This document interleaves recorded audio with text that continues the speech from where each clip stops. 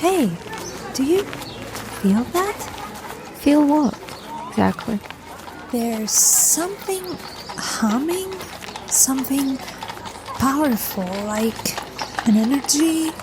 I can't explain it, but... In this bar? Well, if there's something worth investigating, we might as well check it out. Worst case scenario, we just grab a drink and find out it's nothing.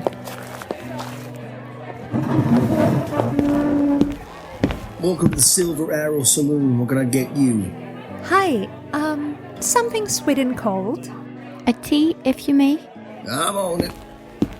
Do you feel it still? Yes, it's faint. I can't locate it, but it sounds like a low... To be fair, it's an inn in the middle of Iron Hollow, Lovette. Places like this are bound to have a bit of magic in the air. No, this is different. Something is pulling at my senses. It might be the portal. If there's one nearby, it could be leaking energy, creating that buzz. Now, you two don't look like the usual crowd we getting here. In Town? We are, actually. We're on the hunt for something unusual. You might say we're adventurers of sorts. Adventurers, eh? That's dangerous business. Folks don't always last long in that line of work.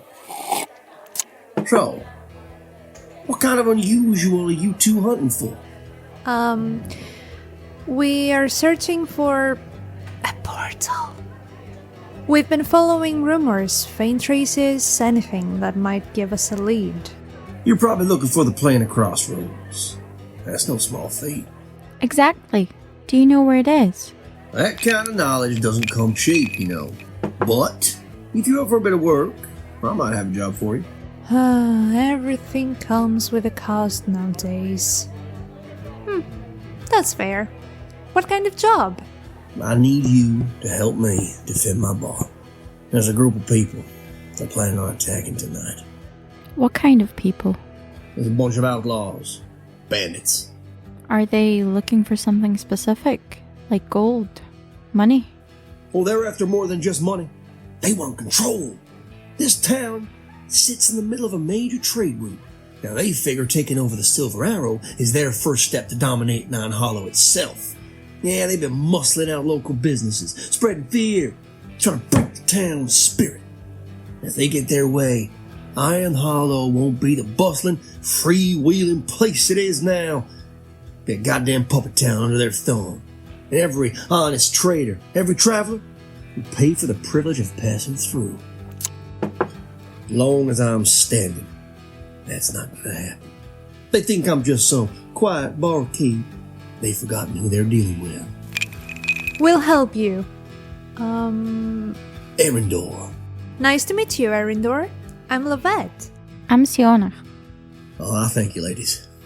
I do really appreciate your help. I know that these scumbags will make their move tonight at midnight. So, we need to get the people out of here by then. The bar is going to be a battlefield. Understood.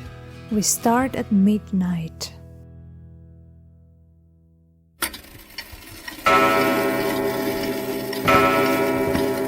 Thank you! Come again! Bye! And that was the last one. Been so long since I've used these beauties. I'm almost feeling emotional. Well. Eryndor. Not a bad place you've got here. Nice and cozy. Must be real proud of it, huh? A man's gotta make a living. And I prefer mine without rats skittering around. Funny. But see, that's where you're wrong, barkeep. We've been real patient, giving you time to get the message. This town, it's changing. Iron Hollow will be ours, every inch, every corner. And if you want to keep serving drinks here, you're going to pay your dues. Or maybe you're thinking you don't need to pay up. Maybe you think you're too good for us. Aunt Harlow's been here a long time. Seen plenty of fools try and rule it. All of them end up 6 feet under, one way or another. You got a choice, old man. Hand over the bar and swear loyalty to our cause, or watch it burn to the ground. Yeah, I don't think you noticed. I've got company tonight. What, these two?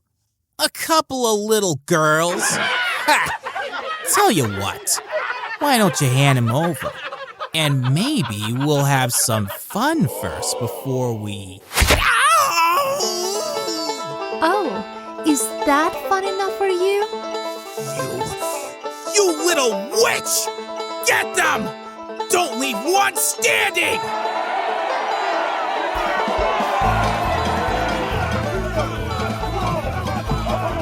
Two guns against 6, Eryndor. I'd say that's a losing hand. You're right. That's a bad hand. For you.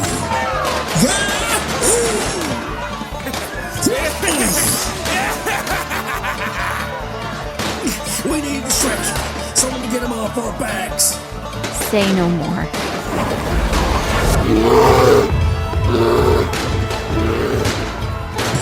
Ooh, that'll do. That was good! Not enough. These scumbugs in front are guarding the ones with the guns and arrows behind. Maybe if I go invisible. This place used to be more quiet. Vox? Hey, Lovette. We meet again. What are you doing here? You mentioned you'd be around Iron Hollow, and as luck would have it, I was nearby for a little job of my own. Thought I'd stop by to say hello. Macaris, Tanabis. That's all of them. Now, is this the kind of welcome I can expect every time I drop in on you? Maybe I'll make it more exciting next time. Fox, you are the last person I was expecting to meet, but I'm glad I did. Eryndor, seems your bar draws in more than the usual crowd tonight.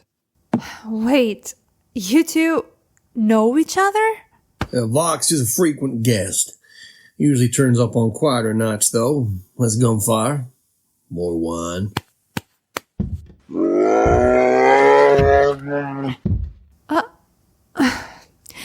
Yeah. Sionnach says hi. Oh, hi, Sionnach. Oh, I need a drink. Make them two. Make them 3. Hey, Sionnach, you planning to join us as a bear, or you want your wine in a bowl? Well, she likes her animal forms more than her originals sometimes. Just give her a while. All right, give me a sec. I'll bring you the drinks. So, dropping in to save me, are you? Oh, I'd say I was more curious to see what kind of trouble you've gotten yourself into this time. So, what are you really up to out here? Seems a bit out of the way for a casual drink. Aw, come on. Can a girl just enjoy a rustic bar with a friend? Alright, you got me. Do you remember the artifact I mentioned a while back? The one I've been hunting down piece by piece? Oh, the artifact. Right. So, what? The next piece is supposed to be around here? I guess. We think there's a portal nearby that could lead us to it. Eryndor knows something about it, and we were just lending him a hand in exchange for information. A portal to another realm. Sounds like you could use a bit of backup. Are you saying you want to come with us? Well, if you think I'd be of any help, I've already lent a hand once, with your gnome friend, the merchant. What was his name? Oh, you met Garrick. Yeah, I did. Didn't take long, though. He fainted as soon as I said hello. Left him an autograph and a letter, though. I hope he's fine. I'm sure he is. Thank you so much for that. And sorry for dragging you into all this, I mean. It's no problem. After the concert in Cragspire, I decided to take a little break from the spotlight. Thought I'd use the time to, enjoy some company. So, if you want me, I'm all yours. I'd love that. If Sionnach's good with it too, of course. What do you say, Leafy? I think she is. Thank you, Sionnach. Well, seems like you're all in this together now. Are you? Looks that way. So, let's drink on that. Wow, that was the most incredible drink I've ever drunk. I feel stronger. Eryndor's drinks never disappoint. Much as I appreciate the flattering, I can close my part of the deal. Crossroads. All right, then. Follow me. There's something you want to see in the cellar. No bears allowed. Oh, fine.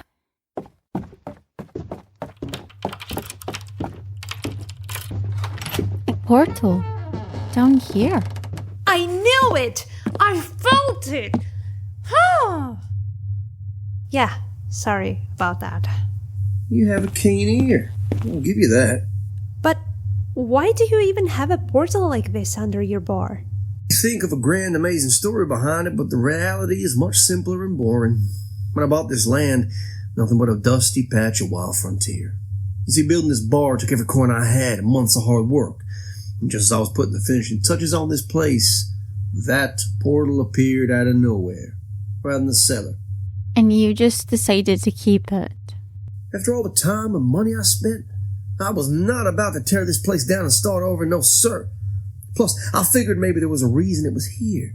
Of course, a portal like this spreads a high energy to the outside, and that could lure many creatures and wizards. So, I needed to keep it safe. I needed to keep it hidden.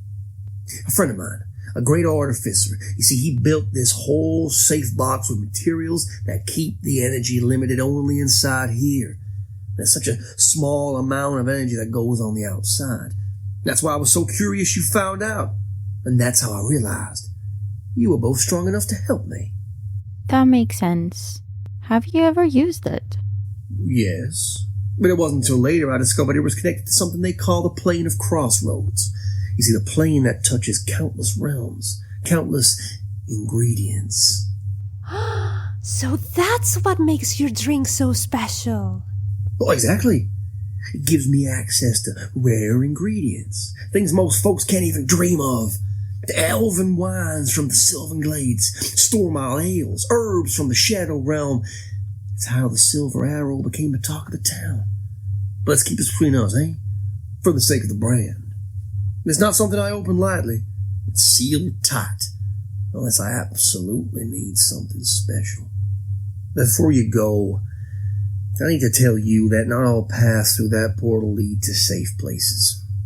Every doorway has a price, and some of them are not meant for the likes of us. Now go. The crossroads await. Welcome to another episode of the B&D podcast. We're absolutely thrilled to have the incredibly talented friend Oli with us, or best known as Parzival on his social media, with us today. Oli is not only an actor, but he's also an experienced DM and GM with a wealth of knowledge, mainly in D&D campaigns and Warhammer. We'll dive into that a bit later. Parzival creates fantastic content about D&D on his social media pages, and we can't wait to learn more from him. And we should also mention that Eryndor from today's skit is a character created by Oli himself, who was kind enough to lend his voice as well, and we are incredibly grateful for your contribution. And I want to ask, how did you enjoy the experience of voice acting? Hello, yes. Well, yeah, I really enjoy it. I enjoy it so much. I've been doing it for the past 17 years. It's so it's my yeah, as you mentioned, it's my job. I'm an actor. I'm a full-time actor, and I've been working as an actor in various mediums, voice, stage, screen, for 17 years. But with Eryndor, you created this character, you envisioned him. Eryndor lives a life of fighting behind to run his own bar. And then I thought, what if Eryndor was an extraplanar barkeep who serves drinks from all kind of different planes?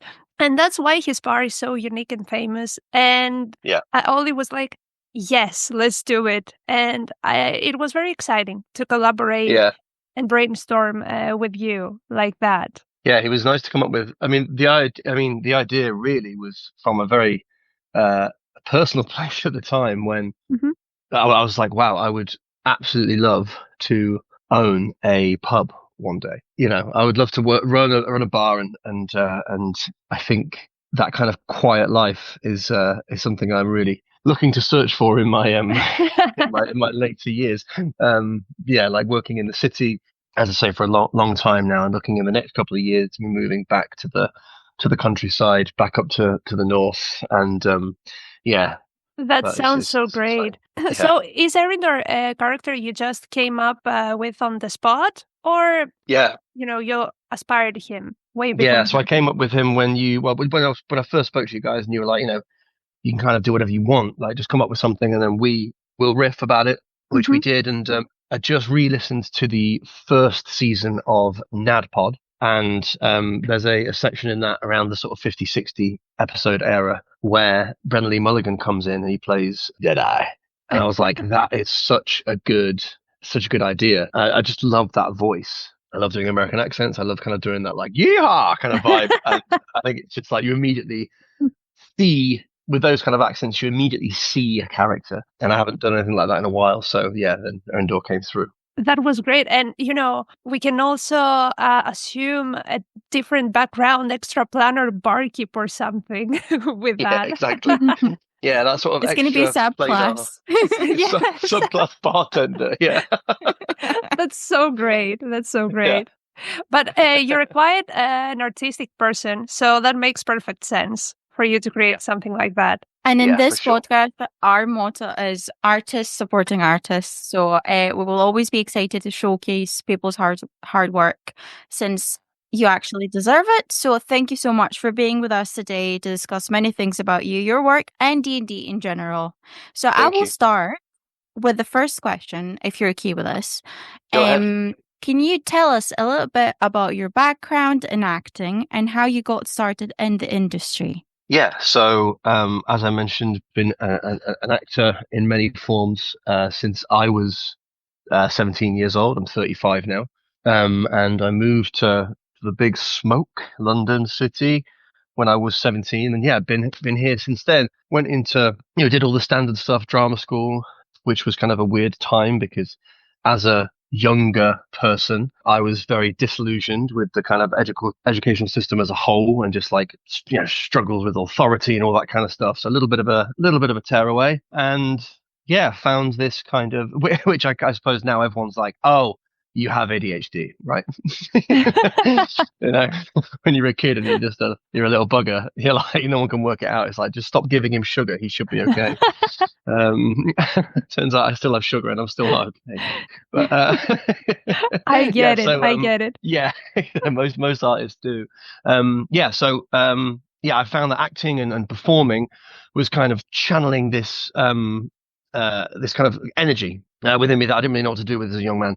And then that took me to London, went drama school for 3 years, and then got an agent and started work, and built contacts and clients. And it's taken me all over. I've been everywhere, the Americas, all over Europe. I went to Saudi Arabia for 9 weeks. Just some amazing places that my job takes me to. Some incredible people, and still going. I'm working on a show currently about the Greek gods, which is really cool. So you basically knew what you wanted to do from a very early age. Yeah, I wanted to be something creative, and the performance industry had quite a large pull. I was very affected by a lot of TV, a lot of film when I was a lot younger, Yeah. Music is a huge thing for me as well. So something within the arts was the destiny.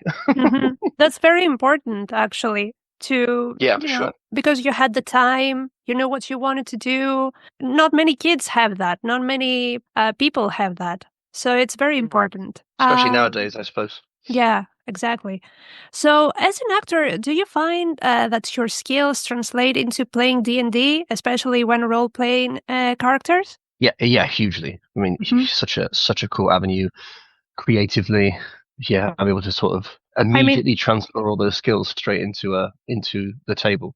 Your party must be really glad to have to interact with all these different NPCs you're acting as. Yeah, and it's so much fun. I also play with so many. I just have lots of friends from all different walks of life. I know a lot of actors, of course, but I also have done my time working in gyms and bars and that kind of thing. So I've kind of collected this group of wonderful people from all different walks of life. So some of my players aren't actors.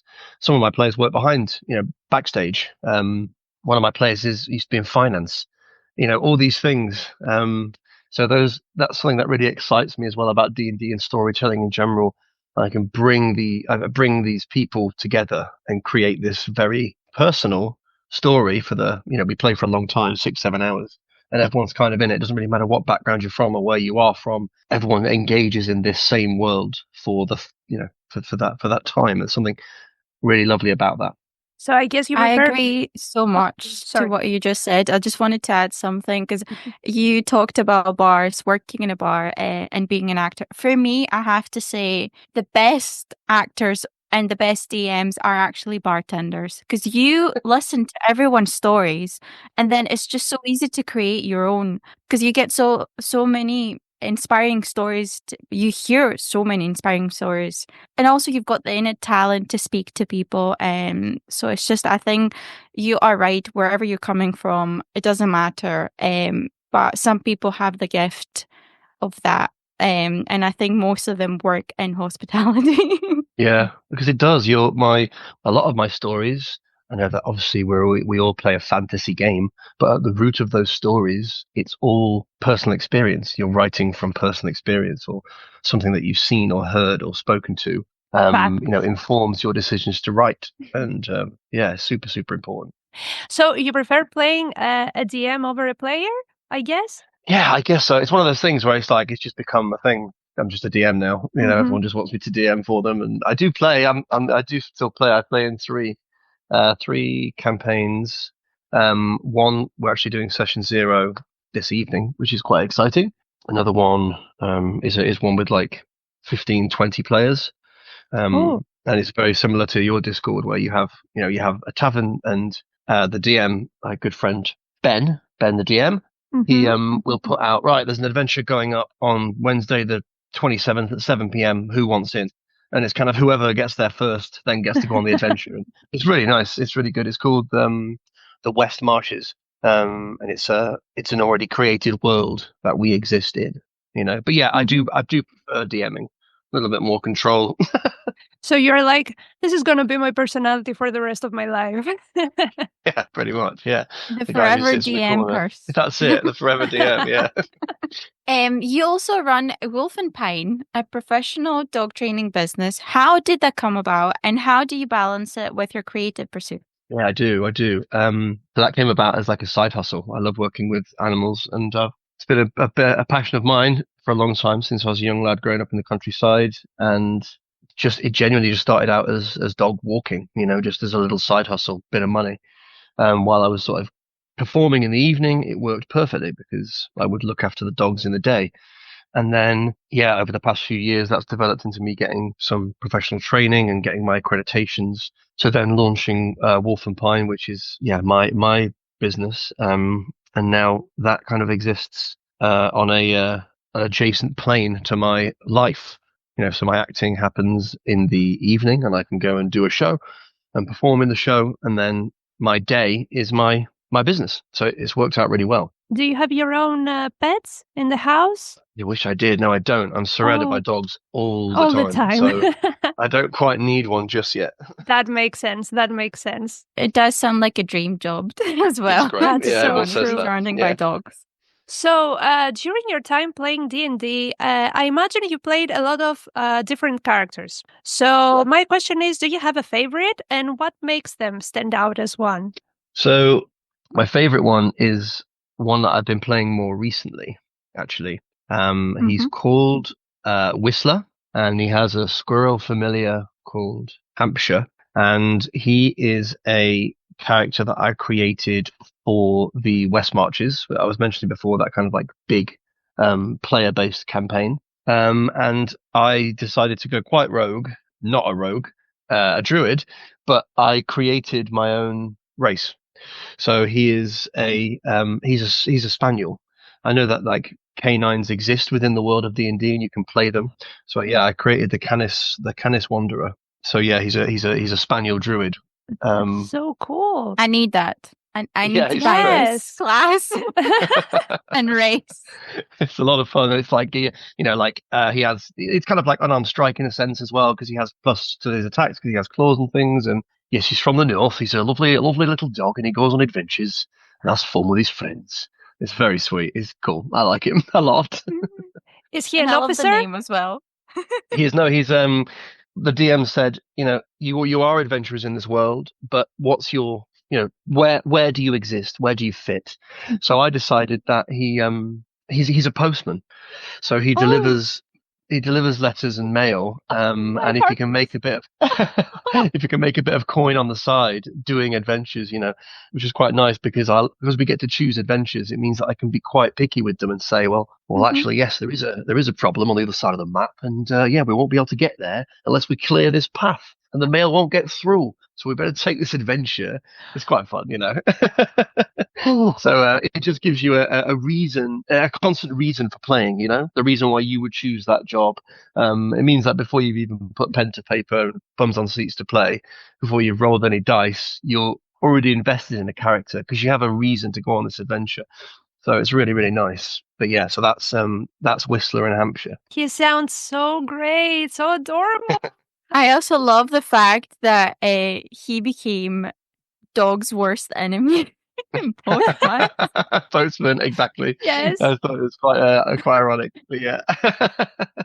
Okay, so what originally drew you to tabletop RPGs, and what was your first experience with D&D like? And also, if you've got any memorable moments to share through the years. I think with everyone my age who's playing D&D, played it as kids. Also, I didn't grow up in the 80s, but I grew up pretty close to it.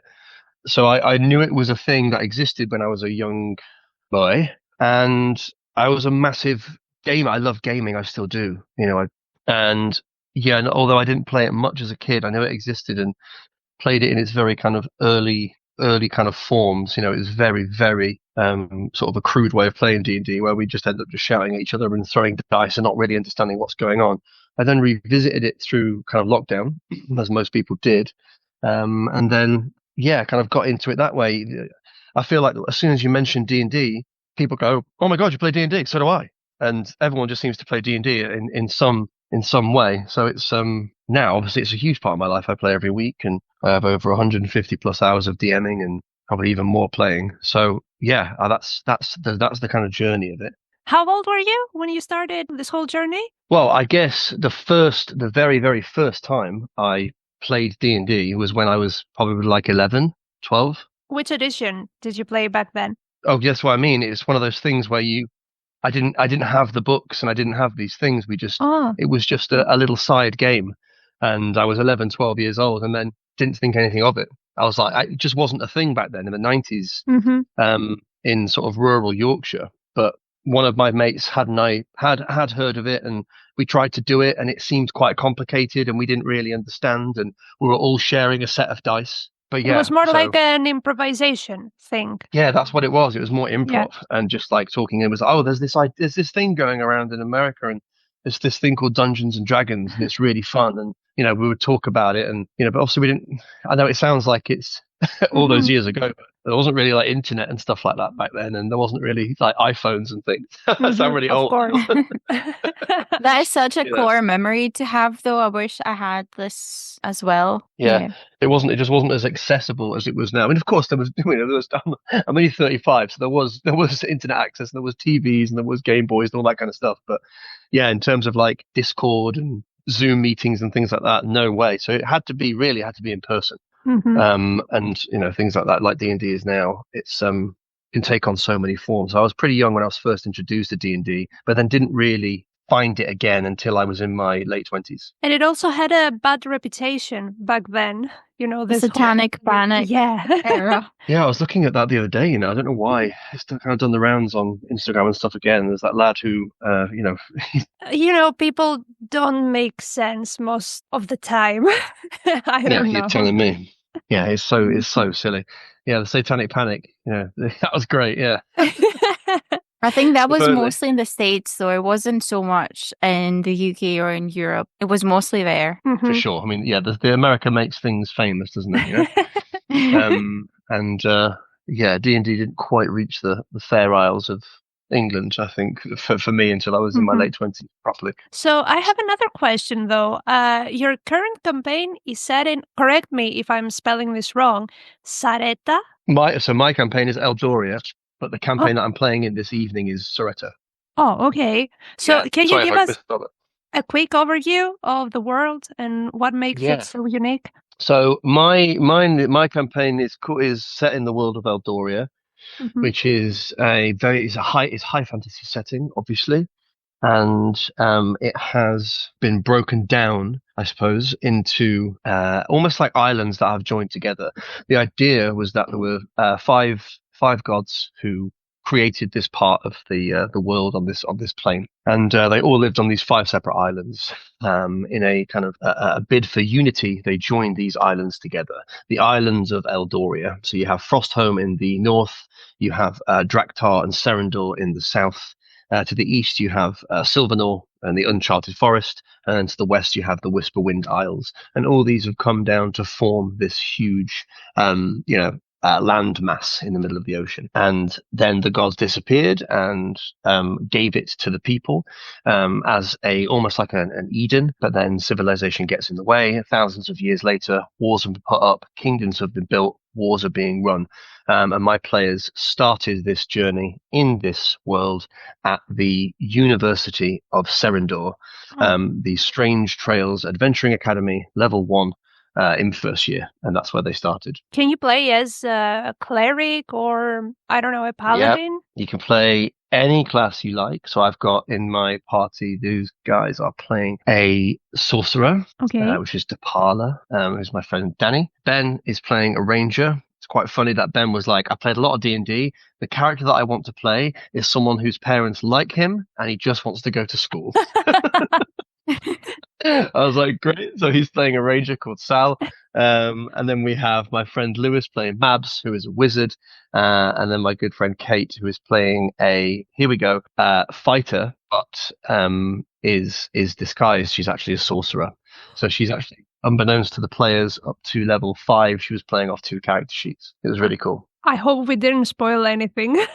No, not at all. No, we're about 100 hours in now at level 6, and so their levels 1, 2, and 3 were the 3 years of university. So they actually graduated at level 3, and then they were sent off into the world. They're currently in a district in Sylvanor. There's a raging war in Sylvanor happening. At the gates of a city have been closed. They're inside that city as kind of insurgents, and my very, very good friend David Olwyn has actually come in to play as a side character.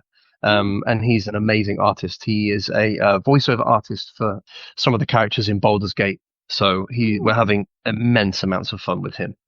Yeah. Oh, that sounds I am so great. jealous. Yes. Yeah, he's great. He played the printing press, and also in the quest about the painting, he plays the painter along with many other voices. Yeah. So David's really That's cool. such a great fun fact. Yeah, he's good. He's a good lad. We did so funny because we did a advert together years and years ago, a company called Mulberry, and then we actually worked together in Saudi Arabia. And at the end of the 9-week contract, we were talking about other work that everyone has done. And I mentioned, I did this advert. And he went, I did an advert like that. And we watched the advert back. And we're both in the same advert with arms around each other. And we just didn't know that we didn't know they were each other. So we'd actually met before, worked together before. But, you work with so many people to then meet, 9-10 years later and do a job together. And now he's playing in my D&D campaign, and he's just a lovely, incredibly lovely, talented man. Destiny brought you together. It's obvious. Well, I'm just going to put it out there. If you ever need a cameo of a druid, I can come down to England. Yeah, I absolutely will. It's great fun. Yeah, they're in a bit of a war. So you have a Tabaxi street gang called the Night Paws, and then you have a kind of mafia style gang called the Vittoris, and they're rats. So humanoid rats. So it's the Vittoris versus the Tabaxis. So it's cat and mouse kind of vibes, and my players are in the middle of that. And David plays this kind of like New York. He's the son of a boss, and he wants to sort things out and get out of the city and do it properly. It's very nice. We're having a lot of fun. That sounds so much fun. My next question is, what's your approach to storytelling as a dungeon master? Do you plan everything, or do you let the player's choice shape the world? Yeah, so I'm not a massive fan of like linear paths, I suppose. You go there, you do this. But I do like markers. So like I know that they start here. I need them to get here. And then hopefully we'll end the session around here. And obviously we play for 8-9 hours at a time. So I trust them that they're not going to railroad in any way, and they're not going to do stuff. They're very rare. They're not the kind of players who just go, I killed the shopkeeper. They're not murder hobos. They are lovely story first players. So I do trust them. I've also kind of written this whole arc of where I wanted to go. But if it doesn't go that way, it's already taken some massive twists and turns. But yeah, I am a fairly go have fun, go play. I will. I'll watch the borders and the rules. But in terms of DMing, yeah, I go heart and story first, and then I do like running combat. But when I run combat, it's usually like once every other session. But I love story. I love telling story and improvising and chatting away with my players and building that world for them and with them. Yeah, fairly Important question. Have they ever skipped or wiped out, a whole quest or side quest or, something that you've been creating? Yeah. What was it recently? It was on the last session, and one of my players who is playing a sorcerer, and we're kind of homebrewing her stats and stuff. She's like a sorcerer of kind of like lightning and that kind of stuff. It's really nice. But a part of her backstory was that she knows her mother and she lives with her stepfather, but she doesn't know her dad very well and doesn't remember him, which is like fuck gold to a DM. Do you know what I mean? Great. I get to put your family somewhere and you can discover them. And then very strangely, in her notes, in her character notes, she just made an off comment that her stepdad could talk to animals. And there was, she made like an off comment about, like, he was talking to a seagull. And I could tell as a friend to friend that she'd kind of just made that up in the moment. And I was like, great, I'm using that. Her dad is the seagull. So then her dad, what I've been writing is that her dad is a druid. He's a very famous druid. And he's fighting in the Crucible of Heroes, which is on the other side of the map. Quite high level stuff that I've written. So I didn't expect them to be there. And the way they were getting into the city was via an airship, which was run by this druid figure. And I thought that they were attacked, and I thought that they would kill off these enemies fairly quickly, but that turned very quickly into an interrogation. I actually tried to throw her off the boat as an NPC, and I think it was one of those like Nat 20 moments where that they reversed the strength check, and she went, and I throw him over, and I hold him over the boat, and I interrogate him, and I was like, fuck, what do I do with this information? So I ended up having to save, I needed this NPC, so I needed to save his life. I was like, he knows her secret. He knows that her dad is the druid. So he was like, I'll tell you anything. She pulls him over and was like, that's your dad. He's your dad. So there's this huge moment, but then within that sort of end of combat, I was doing round combat. They needed to jump off this flying airship to get into the city. So there's no time to talk. So she found out her dad was a druid, hadn't seen him for 18 years of her life, and then had to parachute into a city for a whole another arc of the campaign that I've written. Oh, it was mad. It was great. Oh my. It was mad. First, the dice are role playing. Yeah, the dice tell the story for sure. And secondly, it was like a Darth Vader moment. Luke, I am your it really father. There was just no time to chat about it. I was like, you need to go now. I'm not changing the mechanics of this because I was like, go. It was great. The anxiety is real. Yeah, it really is. It really is. So now that you're talking about NPCs, what's your process for creating memorable NPCs and villains? I don't. This is kind of a bit of a roundabout question because I feel like NPCs mainly come when you want to either tell story, obviously, and you want to build story, or like shopkeepers and stuff like that. And I don't like running economy in my games personally. I don't like the idea of like, oh, I've got 10 gold or this is 12 gold. Oh God, what are we going to do? Because I feel it leads to boring chat. It leads to a lull in the action. It leads to a lull in the conversation where we're just discussing fake money for fake items, and it becomes very boring. So I always try, if they want something, I'll either put it in the world somewhere for them to find, or if they think their character has something they can offer this shopkeep, then hey, let's go. So one of my players wanted a character, I wanted a shield, and I was like, how do you want to do this? How do you want to get this shield? And or what do you want to offer? And she was like, what does she look like? And I said, okay, well, she's, it's a weaponsmith. There's this dwarven woman behind there, and she's quite burly and muscly. She's like, I'll arm wrestle her for it. And I was like, great. It's interesting. It's fun. We can roll the dice. We can make checks. So that's how I like to come up with NPCs in that way. My players need something, and I find a person for the job. But in terms of NPCs for story development and kind of plot throughs and things like that, I do make them quite memorable because I really like the option that they could always come with them and they can always arc back to them. So I built a full faculty for the school, for instance. So you have the druid teacher, the rogue teacher, the headmaster, and they all have their own backstories with their own character sheets. So when I'm building a character, an NPC, I build it like I would build a character to play because I find it so much more. It's so much easier to improvise if I know what I'm playing and who I am. I guess that comes from my kind of acting, devising background. Same goes for the villains? Same goes for the villains. I've got one big bad at the moment. And he keeps coming up. And I won't talk about too much because they probably will listen to this. But that is based off someone that I have been in a play with, not a person, a character. Yeah, and he's not come back up yet, but he will at some point. He was quite prevalent in the first kind of act of our campaign. And he's got big plans. It's been sort of in terms of in-game time, it's been about 3-4 years since they've actually seen him.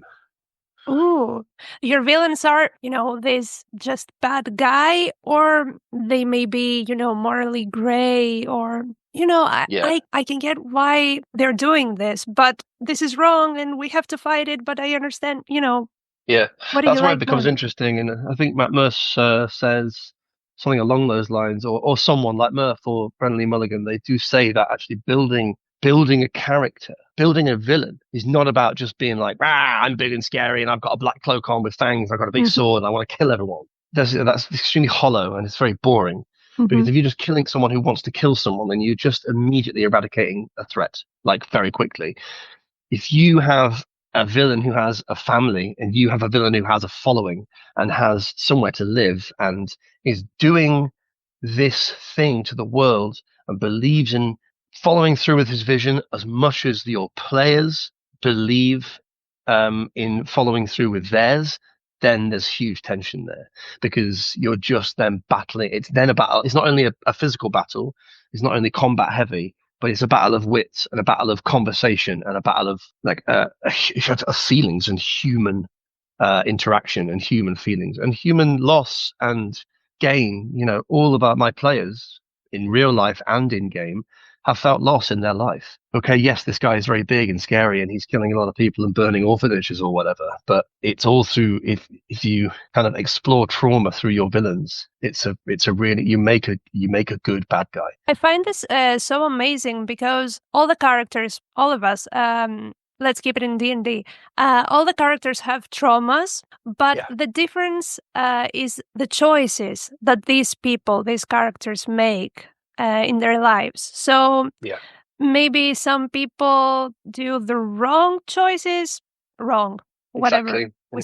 we think about this. Yeah. And they And end up in a understanding. certain way, and the others may do other choices and end up in a whole different way, a different light, let's say. So I think it's all about choices in this Yeah, game. it has to. Yeah. Well, that's at the very basic. That's what it's about. If you have a player, if you have one of your players who has put in their backstory that they were left under a bridge when they were a kid and they were brought up by someone, then that's their backstory. If you then tell the same story of the villain who was left under the bridge and was abandoned by their parents and was picked up by someone, then suddenly there's an understanding there.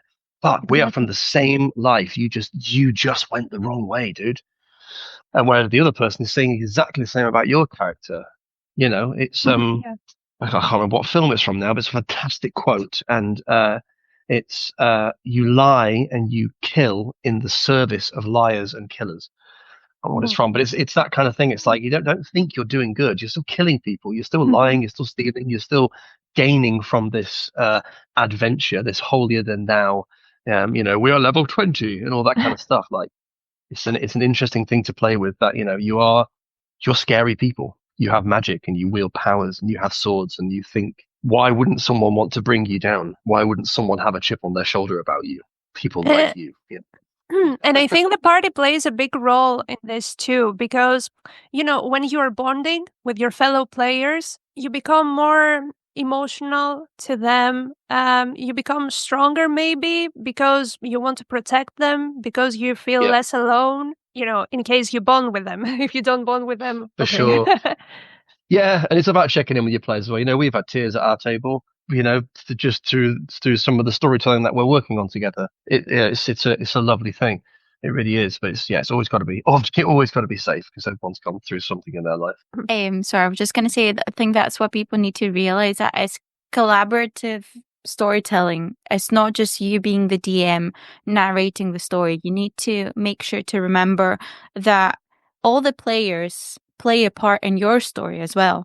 For sure. And this world wouldn't, I just like the idea that my players are changing the world that I have created. It's like I've put the sandbox down and they are going to choose to, because they might meet the bad guy and be like, fuck, I get it. And the story flips, so it's all a creative process between the 5 of us, or the 6 or 7 or however many players you have. So my next question is, in your next actual play TTRPG with merely players, you're playing a bard. How does he compare to other characters you've played, and what do you love about him? Yeah, so that's tonight, actually. I'm doing my session 0, and I'm playing a bard called Callow Vulpe. And I've not played anything like him before. Played a bard before, but it's very charisma based and built, obviously, but it's actually all about deception. And I can't say too much about it, but he works in a court and is a very kind of Littlefinger-esque character for reasons unknown. And he speaks very well. We love that. Is it an official subclass? Or so I am playing College of Whispers. Oh, okay. That's interesting.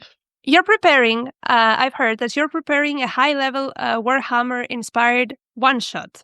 Yeah, I am, yeah. Lately, I've been trying to dive into the lore of Warhammer. It's chaotic, but have you got a year to prep? It's mental. Yes, just mentally. And I wonder what excites you about running something so brutal and intense.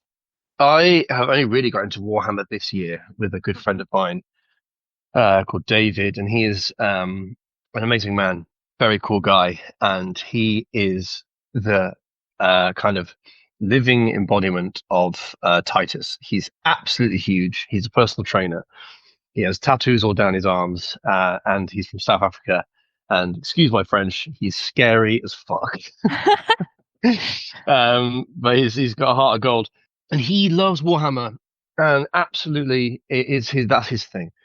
And it's just so funny to see this kind of like absolutely jacked, tall guy fanboy over Henry Cavill. It's great fun.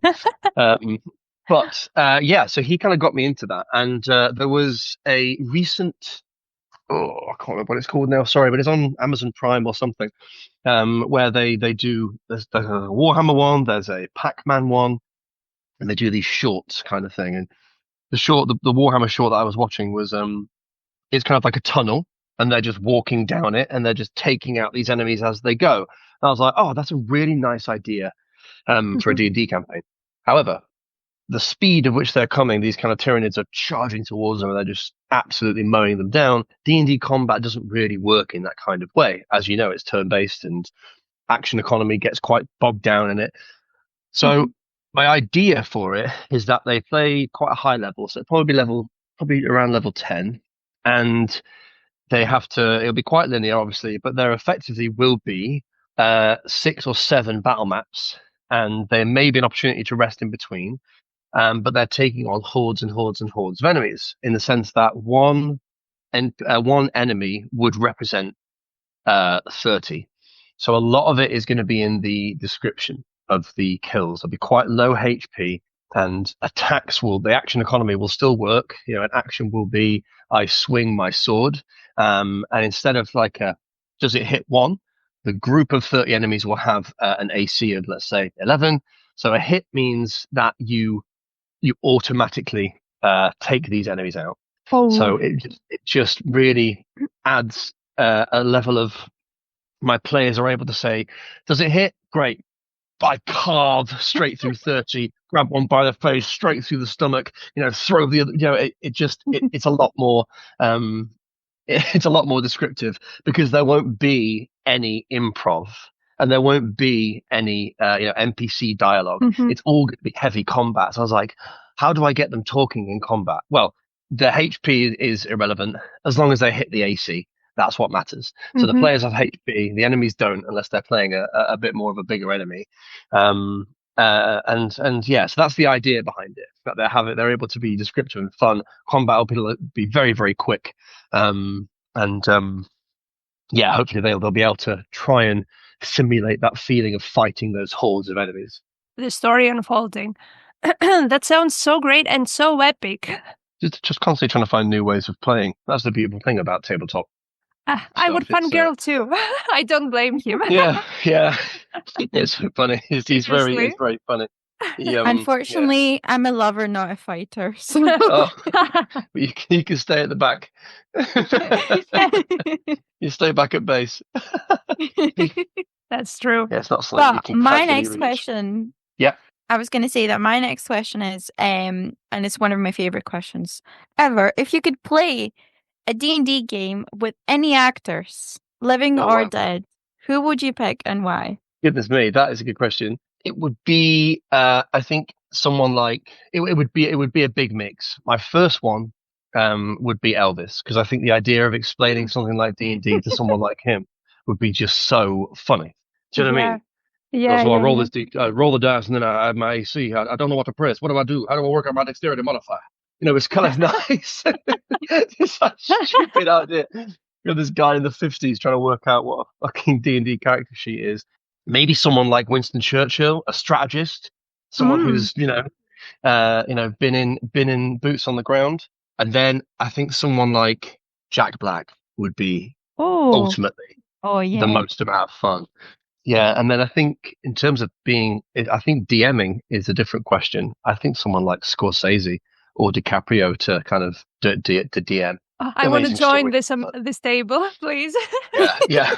We'll get Elvis, we'll dig him up, and we'll cast some necromancy spells on him and get him talking. What about Tarantino? Tarantino would be an excellent DM. Oh my god. Yeah, and just like someone like I think Jim Carrey as Jim Carrey is anything, but I think maybe Jim Carrey is like a dwarven artificer would be great fun. It's like, Now that you said Elvis, I'm thinking him playing a bard, and the DM says, roll a performance check and another check for, to see how much money you get. And he goes, 1 for the money, 2 for One. the show. yeah, it'd be part, bard, glamour bard for sure. Yeah, for sure. Yeah.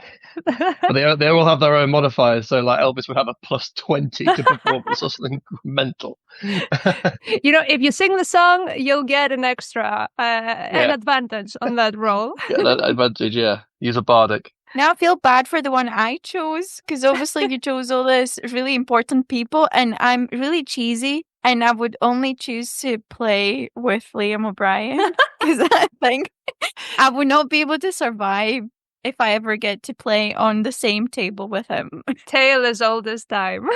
Tale as old as time. Just Do you wish to obsessed. Liam O'Brien? Yeah, he's I'm just magic. obsessed. I'd say Matthew Mercer, guys. I don't know. I love this man. I love him. Yeah, Matt Mercer. He's a gem. So intimidating. Yeah.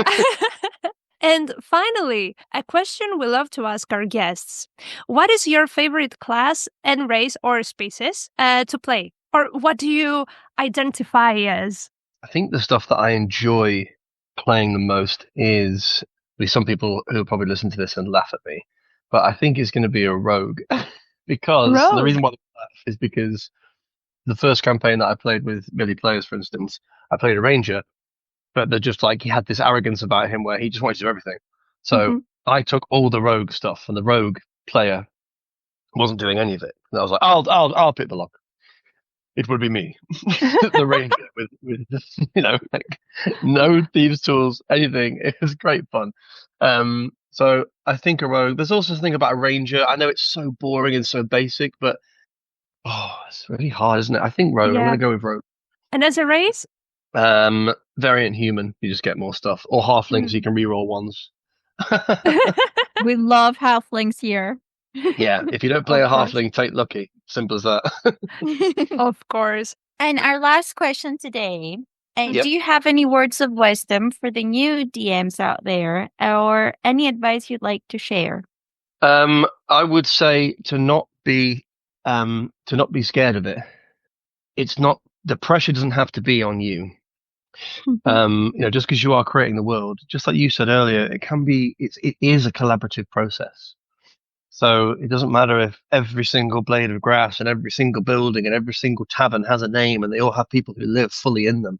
Your characters will make that and role play all the time. Always talk to your players because they'll give stuff back, and make it challenging. balance it with consequence, but make it challenging. No one likes playing and just getting whomped. It's not fun when you play a character and the DM's just out to kill you. Balance that power and balance the power that you have over the players with consequence. Don't just kill people off. Make it more about their free will and their consent as players as well, and then to make sure you should always be encouraging collaborative storytelling with your players. They've not got an evening off. They've not bought some nice dice. They've not come to your house. They've not bought snacks to just sit and listen to you tell a story. It's about collaborative storytelling. And have fun. That's it, isn't it? It's have fun. It's with all your a friends, bit of fun. with your party. So, guys, we have to tell you, Oli creates incredible content on his social media pages, sharing inspiration for classes, races, spells, backgrounds, setups for D&D, basically everything you need. So his content is truly inspiring and can be a huge help for your own D&D campaigns and ideas. So we highly encourage you to check out his social media pages. We'll leave a link in the description box so you can find him easily. And I want to ask Oli, before we close the episode, do you have anything to add? Yeah, that's really nice. Thank you. I thoroughly enjoyed that interview. And if you're heading over to Parzival's, I haven't posted in a little while. Life always gets in the way of these things that we really want to do and achieve. But I'm hoping to be posting up there soon with some more stuff. And yes, may the dice forever roll in your favor. I guess. and I want to add as well that that's how we connected in the first place, because you created a subclass for druids that was literally Sionnach's subclass that I was envisioning when I made her.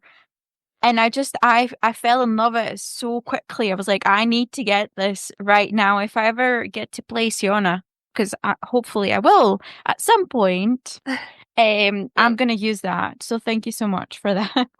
My pleasure. Take it and run with it. That's what it's all about.